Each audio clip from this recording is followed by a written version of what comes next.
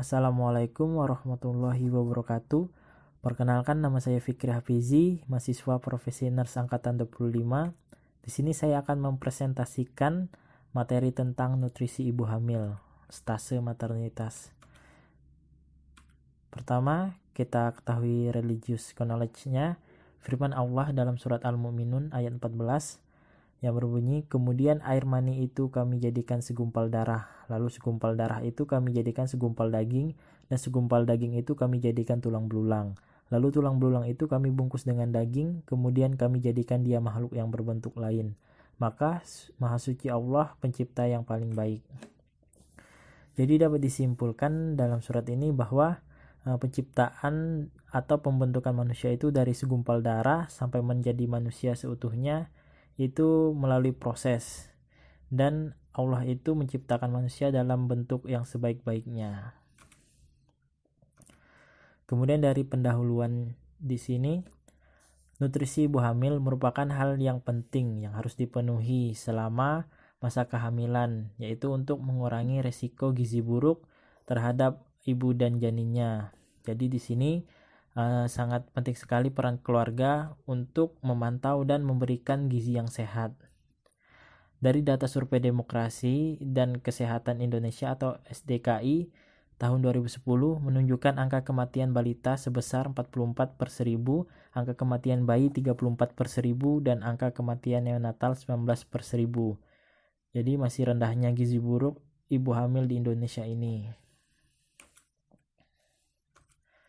Kemudian dari definisinya, masa hamil adalah masa penting untuk pertumbuhan optimal janin dan persiapan persalinan.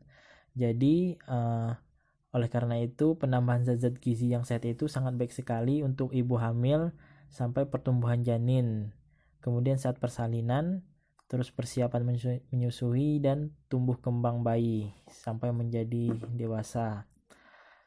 Kemudian di sini oleh karena itu diharapkan tidak ada kesulitan dalam mengatur menu gizi baik pada ibu hamil, terutama pada keluarga. Di sini harus menyiapkan lebih baik nutrisi dan gizi pada ibu hamil, karena makanan ibu hamil itu dibutuhkan untuk dirinya dan janin yang dikandungnya. Bila makanan ibu terbatas, maka janin akan tetap menyerap persediaan makanan ibu sehingga ibu menjadi kurus, lemah, pucat, gigi rusak, rambut rontok, dan lain-lain. Di sini menurut Lestari 2013. Kemudian makanan dengan gizi seimbang adalah makanan yang cukup untuk mengandung karbohidrat dan lemak sebagai sumber zat tenaga. Terus di sini ada protein sebagai sumber zat pembangun, kemudian ada vitamin dan mineral sebagai zat pengatur. Kebutuhan nutrien akan meningkat selama hamil, namun tidak semua kebutuhan nutrien meningkat secara proporsional. Di sini juga menurut Lestari 2013.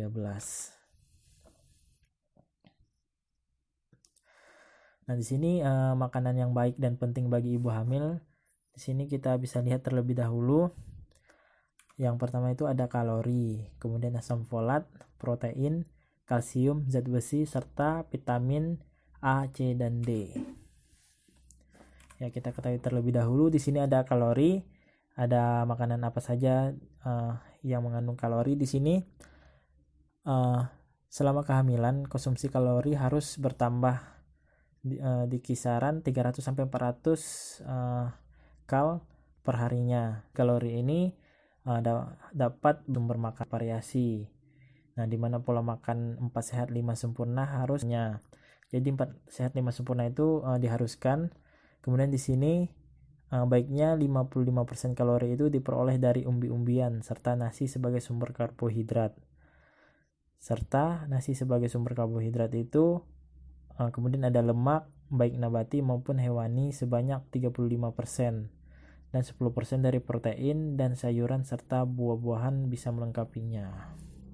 Jadi yang paling bagus ini adalah umbi-umbian dan nasi sebagai karbohidratnya. Tidak lupa diseimbangi oleh lemak dan protein serta sayur-sayuran. Nah, di sini ada asam folat. Nah, janin itu sangat membutuhkan asam folat dalam jumlah banyak karena guna untuk membentuk sel dan sistem syaraf.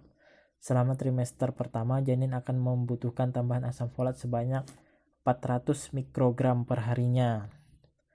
Jadi jika janin mengalami kekurangan asam folat itu, maka hal yang akan membuat perkembangan janin menjadi tidak sempurna dan dapat membuat janin terlahir dengan kelainan atau cacat seperti itu. Juga bisa mengalami anencephaly atau tanpa batok kepala. Kemudian mengalami bibir sumbing juga bisa, menderita spina bifida, atau di sini bisa disebut dalam kondisi di mana tulang belakang tidak bersambung. Kemudian asam folat yang bisa didapat pada buah-buahan adalah misalkan beras merah dan sayuran hijau. Seperti di gambar ini bisa dilihat ya, sayurnya hijau. Kemudian di sini protein juga sangat penting bagi nutrisi ibu hamil sebagai sumber bagi kalori dan zat pembangun. Juga protein ini bisa membentuk darah dan sel, merupakan salah satu fungsi dari protein ini.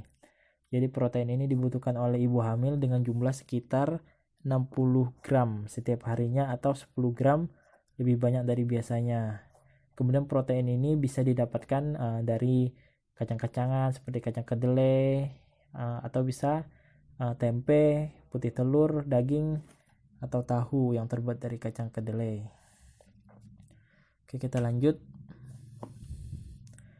Nah, tidak lupa di sini ada kalsium. Kalsium ini bisa didapat oleh susu yang berfungsi dalam pertumbuhan dan pembentukan gigi dan tulang pada janin. Dengan ada kalsium yang cukup selama kehamilan, ibu hamil dapat terhindar dari penyakit osteoporosis atau kerapuhan tulang. Kenapa hal ini bisa terjadi? Karena jika ibu hamil tidak memiliki kalsium yang cukup, jadi kebutuhan janin akan kalsium akan diambil dari tulang ibunya. Jadi janin itu akan menyerap kalsium dari ibunya, maka ibunya bisa terancam akan terjadi penyakit osteoporosis.